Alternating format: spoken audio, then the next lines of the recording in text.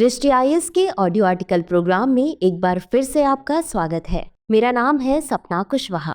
आज का हमारा आर्टिकल आपदा प्रबंधन के महत्वपूर्ण भाग एनडीएमए और एनडीआरएफ से संबंधित है। यूपीएससी की प्रारंभिक और मुख्य दोनों परीक्षाओं में इस भाग से प्रश्न पूछे जाते रहे हैं। यह आर्टिकल आपके उत्तर लेखन की गुणवत्ता बढ़ाने में सहायता करेगा। यह ऑडियो आर्टिकल सामान्य अध्ययन प्रश्न पत्र 3 के आपदा प्रबंधन खंड से जुड़ा है। तो चलिए आर्टिकल की शुरुआत करते हैं। जब प्रकृति अपने क्रोध का प्रदर्शन करती है तो इंसान की सबसे बड़ी परीक्षा शुरू होती है। भूकंप की कंपन, चक्रवात की तीव्रता, बाढ़ की लहरें और भूस्खलन की विध्वंसकारी ताकतें, ये सभी हमें हमारी सीमाओं का एहसास कराती हैं। परंतु हर संकट में एक उम्मीद भी छिपी होती है। भारत जैसे देश जहां प्राकृतिक आपदाओं की संभावना अधिक है, वहां राष्ट्रीय आपदा प्रबंधन प्राधिकरण और राष्ट्रीय आपदा प्रतिक्रिया बल जैसे संगठन हमारे रक्षक बनकर उभरते हैं।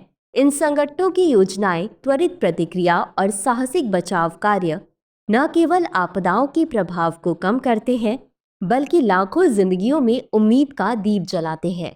आइए इस विषय में गहराई से समझें कि कैसे एनडीएमए और एनडीआरएफ प्राकृतिक आपदाओं में अपनी भूमिका निभाते हैं। सबसे पहले जानते हैं एनडीएमए के बारे में। राष्ट्रीय आपदा प्रबंधन प्राधिकरण यानी एनडीएमए की स्थापना 2005 में आपदा प्रबंधन अधिनियम के तहत की गई थी, जिसका मुख्य उद्देश्य आपदा से पहले तैयारियों को मजबूत करना, आपदा के दौरान प्रभावी राहत कार्य सुनिश्चित करना और आपदा के बाद पुनर्वास करना है। प्रधानमंत्री की अध्यक्षता में कार्यरत यह संस्था आपदा प्रबंधन के लिए राष्ट्रीय नीतियों और रणनीतियों का निर्माण करती है, जिनका लक्ष्य आपदा जोखिम को कम करना और सुरक्षा को बढ़ाना है। एनडीएमए सामुदायिक जागरूकता बढ़ाने और प्रशिक्षण कार्यक्रमों के माध्यम से जनता और स्थानीय प्रशासन को आपदाओं के खतरे के प्रति तैयार करता है। यह वैज्ञानिक संगठनों के साथ मिलकर पूर्वानुमान और प्रारंभिक चेतावनी प्रणाली विकसित करता है, जिससे आपदाओं के दौरान त्वरित बचाव कार्य किए जा सके। इसके अलावा राज्य और जिला स्तर पर आपदा प्रबंधन योजनाओं का निर्माण और उनके कार्यान्वयन का निरीक्षण भी एनडीएमए की जिम्मेदारी है। आपदा के बाद पुनर्वास और पुनर्निर्माण कार्यों में स्थायित्व और दीर्घकालिक समाधान पर विशेष ध्यान दिया जाता है। साथ ही यह संस्था नवीनतम तकनीकों और तरीकों पर शोध करते हुए आपदा प्रबंधन में निरंतर सुधार के लिए प्रयासरत है। एनडीएमए का उद्देश्य एक ऐसा ढांचा तैयार करना है जो आपदाओं के प्रभाव को न्यूनतम कर सके और मानव जीवन की रक्षा सुनिश्चित कर सके। आइए अब हम जानते हैं एनडीआरएफ क्या है। राष्ट्रीय आपदा प्रतिक्रिया बल अर्थात एनडीआरएफ राष्ट्रीय आपदा प्रबंधन प्राधिकरण यानी एनडीएमए के अधीन एक विशेष बल है, जिसकी स्थापना 2005 के आपदा प्रबंधन अधिनियम के तहत की गई थी। इसका मुख्य उद्देश्य प्राकृतिक और मानव निर्मित आपदाओं के दौरान त्वरित राहत और बचाव कार्य करना है। एनडीआरएफ अत्यधिक प्रशिक्षित कर्मियों और आधुनिक उपकरणों के साथ हर प्रकार की आपदा से निपटने के लिए तैयार रहता है। यह बल बाढ़, भूकंप, चक्रवात जैसी आपदाओं में बड़े पैमाने पर बचाव अभियान चलाने और फंसे हुए लोगों को सुरक्षित निकालने में अपनी दक्षता के लिए जाना जाता है। जटिल परिस्थितियों में अत्याधुनिक तकनीकों का उपयोग और मॉक ड्रिल के माध्यम से समुदाय और स्थानीय प्रशासन को तैयार करना इसकी प्रमुख जिम्मेदारियां हैं। मानव जीवन की सुरक्षा के लिए यह त्वरित प्रतिक्रिया देता है और राहत शिविरों में भोजन, पानी और स्वास्थ्य सेवाएं उपलब्ध कराता है। एनडीआरएफ न केवल राष्ट्रीय स्तर पर बल्कि अंतर्राष्ट्रीय आपदा प्रबंधन कार्यों में भी योगदान देता है, जैसे नेपाल भूकंप 2015 और जापान सुनामी 2011 में। इसके अलावा बल की विशेष टीमें रासायनिक, जैविक, रेडियोलॉजिकल और परमाणु आपदाओं से निपटने में भी सक्षम है। एनडीआरएफ का समर्पण और साहस आपदा प्रबंधन में भारत को विश्व स्तर पर एक मजबूत पहचान दिलाता है। आइए अब हम एनडीएमए और एनडीआरएफ की सफलता के कुछ उदाहरणों के बारे में जानते हैं। वर्ष 2013 उत्तराखंड में बाढ़ और भूस्खलन ने हजारों लोगों को फंसा दिया था। एनडीआरएफ ने कठिन भौगोलिक परिस्थितियों के बावजूद बड़ी संख्या में बचाव अभियान चलाए और हजारों लोगों की जान बचाई। एनडीआरएफ ने पुनर्वास योजना तैयार की, जिससे प्रभावित क्षेत्रों का पुनर्निर्माण सुनिश्चित हुआ। उसी प्रकार ओडिशा में आए फानी चक्रवात के दौरान एनडीएमए ने अपनी पूर्वानुमान और चेतावनी प्रणाली के माध्यम से लाखों लोगों को समय पर सुरक्षित स्थानों पर पहुंचाया। एनडीआरएफ ने राहत और बचाव कार्यों को प्रभावी ढंग से अंजाम दिया, जिससे जनहानि को काफी हद तक कम किया जा सका। अम्फान चक्रवात 2020 के दौरान एनडीएमए और एनडीआरएफ ने समन्वित प्रयास किए। लाखों लोगों को सुरक्षित स्थानों पर ले जाया गया और एनडीआरएफ ने प्रभावित क्षेत्रों में राहत सामग्री, भोजन और चिकित्सा सहायता प्रदान की। बता दें कि कोविड-19 महामारी के दौरान एनडीआरएफ ने अस्पतालों, राहत शिविरों और वैक्सीनेशन अभियानों में सक्रिय सहयोग दिया। उन्होंने प्रवासी श्रमिकों की सहायता और क्वारंटीन सुविधाओं के प्रबंधन में भी महत्वपूर्ण भूमिका निभाई। इन सफलताओं ने यह साबित किया कि एनडीएमए और एनडीआरएफ की कुशलता और तत्परता ने भारत को आपदा प्रबंधन में वैश्विक स्तर पर मजबूती प्रदान की है।